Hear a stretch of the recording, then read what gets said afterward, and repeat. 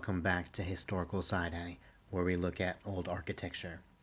This episode we're going to focus on the Quatrefoil. There's two versions here. The one on the right we've seen in almost every episode in various incarnations, but right now we're going to focus on the one on the left. Here there's two variations on the right. I've seen it everywhere in LA in all my boots on the ground sessions, and I ask people about it and they don't really seem to know what it is. So for something that's so common, someone out there's got to know, so hit me up in the comments if you do. This is just on a house. Here on an apartment building with some arches with keystones, some teeth up here. Here on this house, we got some arches on the back here. Here on a church by USC, we got some pointed Moorish arches, and inside the quatrefoil is a 8-pointed star.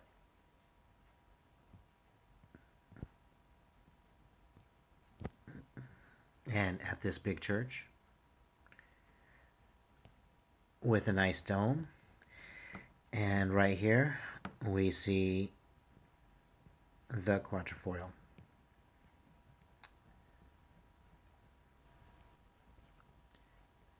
This building we saw in the last episode where we focused on shields, and it as well has the quatrefoil.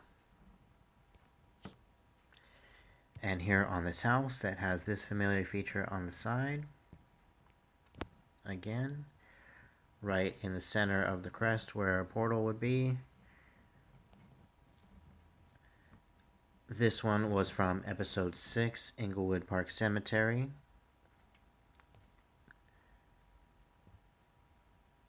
Some nice designs in there, but you can see the overall shape. This church, again,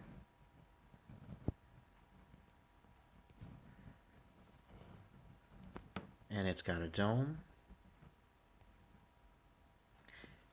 And this one, which was in episode 8, red brick,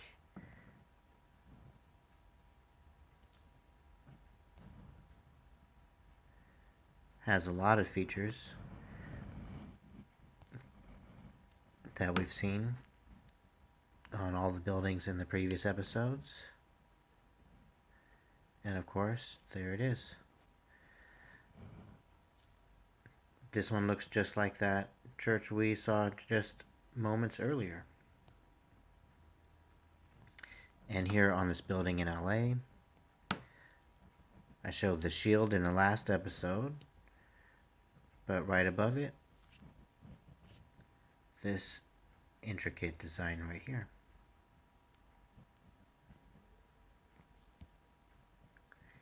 And on a random building in LA, we got a little message in there, but just kind of odd that that was cut out of the concrete. And above this warehouse door, which also has some keystones in it. Sorry, the picture's kind of blurry, took it while driving. And this one, notice the more elongated shape. We'll see that again at the end of the episode. And here, just on this house or apartment. And then by this red brick building with arches.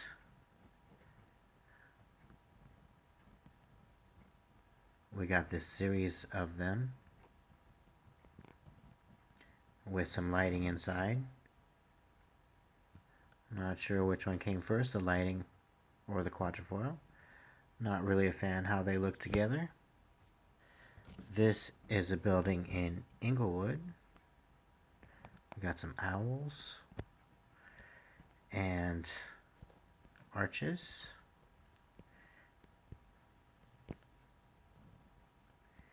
And some animal symbology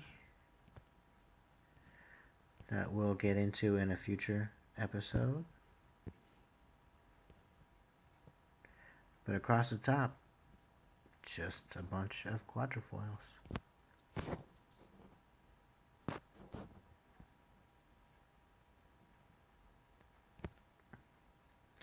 And here in this building, I think this was Culver City. Right here. Didn't get a clear look, but look at that.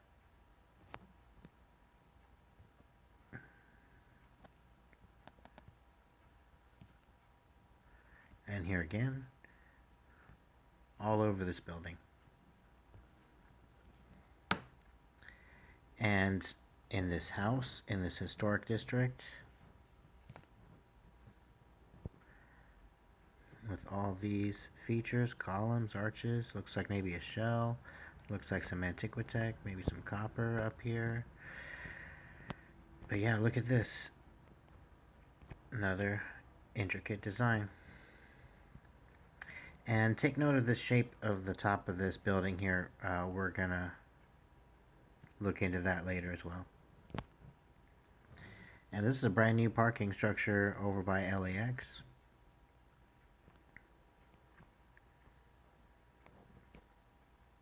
It has them too.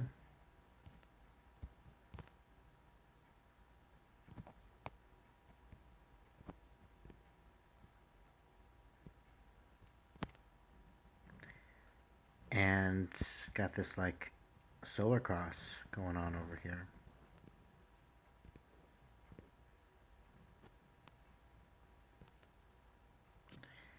And before we look at the building on the right, take a look over here on the left. Again, kind of familiar shape. And again, take note of the design of the top of this building. But here we got copper.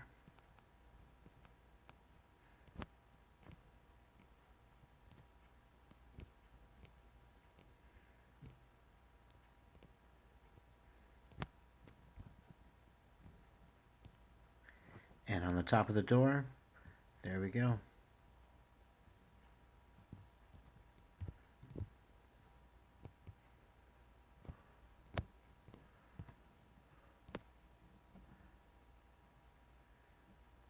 And other features on this building as well. This was in Riverside by the Mission Inn.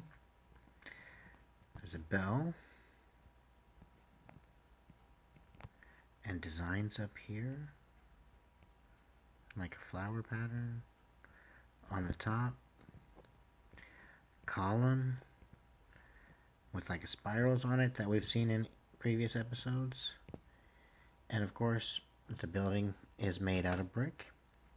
And there's pavement lighting, which I'll show in a future episode.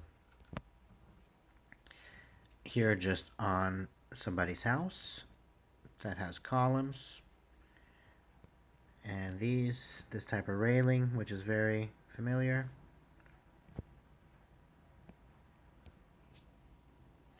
And here, this is inside the Mission Inn. They had some pictures, I guess, that were suggesting where the influence of the building style came from.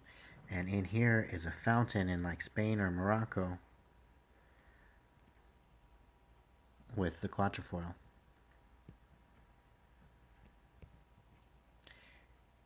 And this was from episode 9, the Ayers Hotel. This lighting fixture has it right there. And it's inside the 4-leafed one, which is the variation of it. And here, this is in downtown LA, the Herald Examiner building. Looking it up, it says it was completed in 1913. And you know, just what I thought you would need when you're building a newspaper building. You need a roof lantern up here, and a couple domes, a bunch of columns, cartouches. It just seems like a lot of labor that would not affect the business at all. But yeah, look at the quatrefoil here.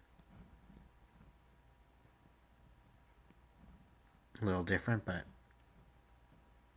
same kind of thing.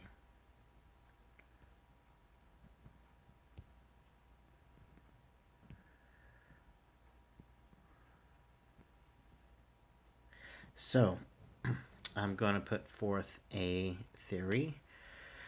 So, take a look at this shape right here. If we cut the top third off, then we get this. And I'm going to say that when we see this shape on the bottom left, that we're seeing this.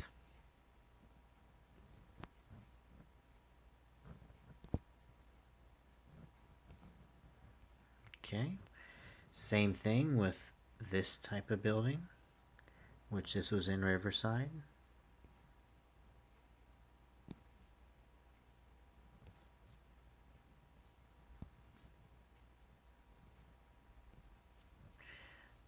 So I'm suggesting when you see something like this, or furniture like this,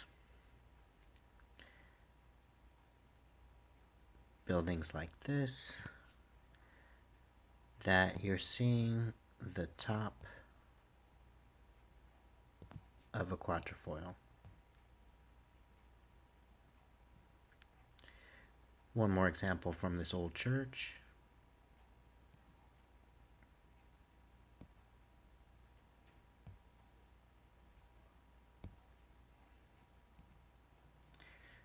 So I think you guys see what I'm getting at. This is from the Autodidactic 2 channel. I'll leave a link to this video in the comments. It's 1870s California. And in there you see the more elongated version that I showed from Los Angeles in modern times. And then, since I was curious about the subject and everyone that I asked in person didn't give me any sort of answers, I had posted it on a major social network site and didn't get much response, but somebody did point me to the direction of this Casa Bonita Mexican restaurant in Denver, Colorado. It has them. And along with a lot of other things, And again, just what I would think when someone's trying to design a Mexican restaurant. They're like, hey, we need a roof lantern and a statue and old style railing and looks like pine cones in there. A fountain in the front. Yeah, just all these familiar features. The proportion of this building matches like things we see in Italy and all over the place. And, of course, a fountain, which we've seen in previous episodes, and I'm going to do a dedicated episode on fountains. And I really do think that's a pine cone in there.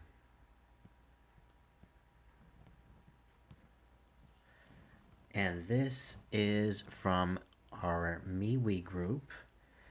Masayuki Hashimoto took this photo in Japan. And what do you know? Right there, we see the quatrefoil again. So, yeah, all over the world, all throughout time, the symbol's used in all sorts of places, and yet nobody can tell me what it means, what it is. We get kind of close with like the 8-sided star or with the 4-leaf version of this, but specifically this one that has the squared angles, what they call the barbed quatrefoil. Would really like to know more about what that is and how that ties into all the research that we do here. So yeah, thanks for watching, and stay tuned very soon for another episode. There's got to be more to this thing we call time, cause the future can be seen in terms of straight lines. So combine the sign of instincts and wisdom's eyes, stroke the lows and highs of this ride we call life.